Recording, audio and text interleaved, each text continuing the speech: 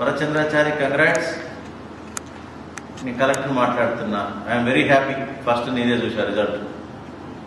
Very good అన్న, మంచిగా వచ్చినాయి మార్కులు. చాలా అద్భుతంగా కష్టపడ్డావు. మధ్యలో డ్రాప్ అవుట్ అయినా ఏదైనా మంచి ఆత్మవిశ్వాసంతో చదివినావు, పాస్ అయినావు మంచి మార్కులతో. 73% కదా. Very good, congrats. ఎందుకు ఒక్క దాంట్లో 50 వచ్చింది కానీ సరే, లెట్ ఇట్ బి. మొత్తం కూడా 84, 75 అన్నీ చాలా బాగా వచ్చినాయి మార్కులు. ఐ థింక్ మ్యాథమెటిక్స్లో 84 వచ్చినాయి. Very good, very good, congrats. మరి నెక్స్ట్ రేపు వస్తాను, రేపు కానీ ఎల్లుండి కానీ వస్తా. అమ్మ ఉందా? ఈయన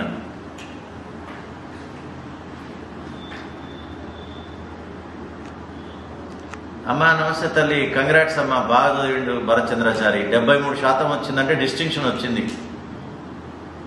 మంచి 73% వచ్చింది. నీకు తెలుసు కదా, నువ్వు ఆల్రెడీ ఎస్ఎస్సి పాస్ కదా.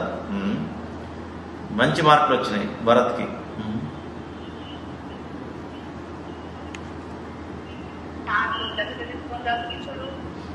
అదే అదే అదే అదే ఇక అట్లా కలిసి వచ్చింది. తర్వాత ఇక అన్నిటికంటే మనం ఎంత చేసినా చదువుకోవాలి కదా, మా స్టూడెంట్ చదివితేనే అవుతుంది. భరత్ బాగా కష్టపడి ఒక చదివింది కాబట్టి మంచి మార్కులు వచ్చినాయి. మామూలు పాస్ మార్కులు కాదు, 70% అబోవ్ వచ్చినాయి అంటే చాలా మంచి చదివిండు, మంచిగా అయిపోయింది. ఇప్పుడు ఫ్యూచర్ ఆలోచించాలి. అక్కడ మనం పాలిటెక్నిక్ అని చెప్పి మనం పెడితే మరి ఉండలేకపోయిండు. భరత్కి ఏమో ఒకసారి అడుగుదాం.